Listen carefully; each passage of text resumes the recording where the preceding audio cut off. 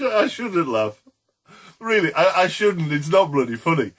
But it is interesting how people who took no interest in politics or the vagaries of international taxation before suddenly know everything there is to know about the obligations of multinational companies and offshore tax havens.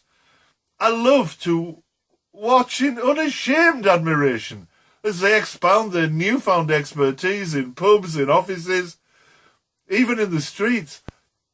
And I regularly marvel at how skillfully they can boil such a complicated subject down into just a few short sound bites. You really have to know your stuff to do that. So the other day, I plucked up my courage, decided that showing my own ignorance was better than keeping it, and I asked one of these new experts for some of the detail behind the sound bites.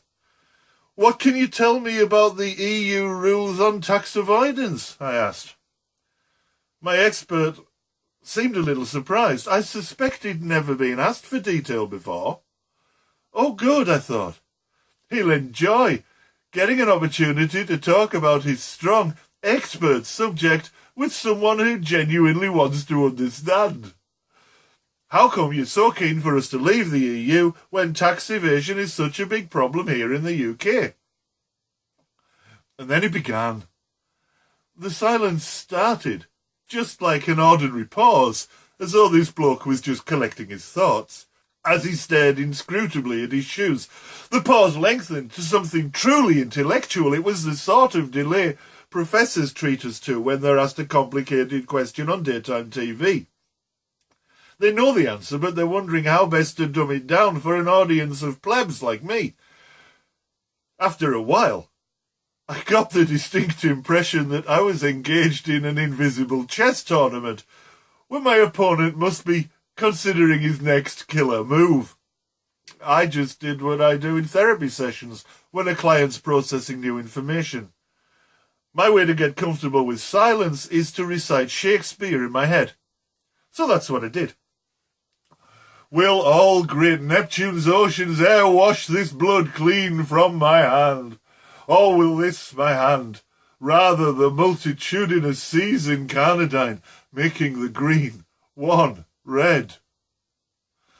I got through a couple of speeches and was actually starting on a bit of Chaucer when my expert finally worked out his best, most succinct reply. It doesn't make any difference, he told me, confidently. And then I knew. It was like the scales had fallen from my eyes. I knew without a shadow of a doubt that I'd met another one.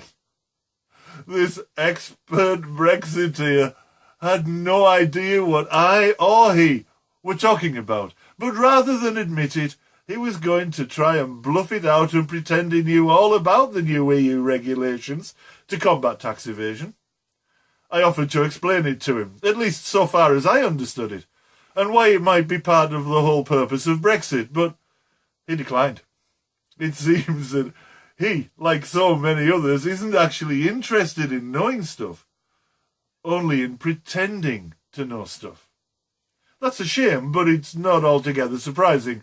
That's why we're in this bloody mess in the first place.